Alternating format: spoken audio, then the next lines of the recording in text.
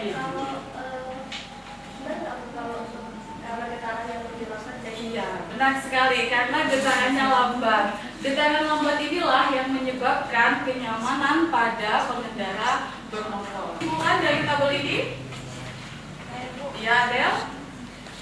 jika diamati ternyata apabila pegas itu menanggung massa beban yang besar, maka pergerakan naik turunnya pegas juga akan semakin lambat.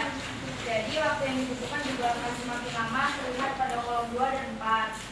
Sehingga juga nilai periodenya semakin besar yang terlihat pada kolom 5. Oh ya, benar sekali ya. Ada yang ingin